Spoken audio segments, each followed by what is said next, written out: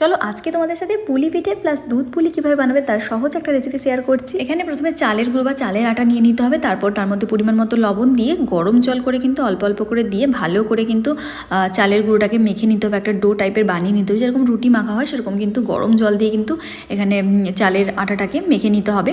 এবার এখানে পুরের জন্য কিন্তু এখানে নারকেল কোড়া লাগছে আর গুড় লাগছে, আর সাথে কিন্তু একটুখানি আদা দিলে কিন্তু টেস্টটা ভালো আসে। তারপর খুব ভালো করে এটাকে কিন্তু কিছু সময় ধরে রান্না করে নিতে হবে, একটু হালকা সুন্দর মিষ্টি গন্ধ বেরোলে কিন্তু পুরটা আমাদের একদম রেডি।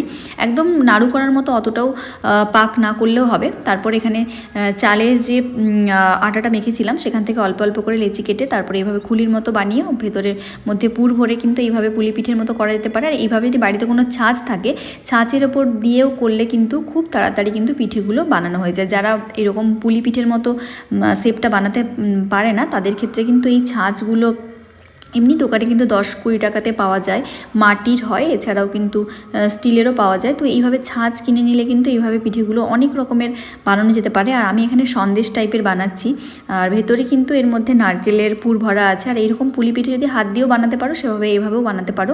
তো এগুলো কিন্তু বানানো হয়ে গেছে, এবার এগুলো কিন্তু ভাপে দেওয়া হবে। এর জন্য একটা ফুটো ফুটো জাম নেওয়া হয়েছে, তারপর গরম জলের হাঁড়ির মধ্যে কিন্তু এটা বসিয়ে দেওয়া হলো ঢাকনা দিয়ে। এটা ভাপের মধ্যে, তোমরা চাইলে কিন্তু রাইস কুকারও বানাতে পারো। এটা কিন্তু প্রায় 30 মিনিটের মতো আমাদেরকে একটুখানি ভাপের মধ্যে রাখলে সেদ্ধ হয়ে যাবে। পিঠেগুলো স্টিম করা হয়ে গেলে কিন্তু এইবার কিন্তু এভাবেও খাওয়া যেতে পারে, বাট এইভাবে কিন্তু দুধ পুলি বানালে এর টেস্ট আরও ভালো আসে। এর জন্য একটা হাঁড়ির মধ্যে দুধটাকে ফোটাতে দেওয়া হয়েছে। দুধটা একটু গাঢ় গাঢ় হয়ে গেলে কিন্তু এর মধ্যে স্টিম করে নেওয়া পিঠেগুলো দিয়ে দিলাম। চাইলে তোমরা এখানে কাঁচা পিঠেগুলো দিয়ে দুধের মধ্যেও সেদ্ধ করতে পারো।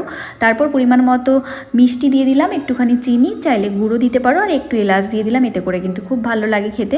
দেখতেই পাচ্ছ পিঠেগুলো কিন্তু কিছু সময় ফুটিয়ে নেওয়ার পর এরকম কালারটা চলে এসছে দুধের, আর খুব সুন্দর একটা কালারও চলে এসছে, আর খুব সুন্দর খেতেও হয় এই পিঠেটা। পিঠে পুলি যারা পছন্দ করে তাদের তো ভীষণই পছন্দের। তোমরা অবশ্যই জানিও আজকের এই সিম্পল রেসিপিটা তোমাদের কেমন লাগলো। একদম গুড় আর সাথে নারকেলের পুর ভরা চালের গুঁড়োর পুলি পিঠেটা কিন্তু খেতে আমার ভীষণ পছন্দের। তোমরা জানিও তোমাদের কেমন লাগলো।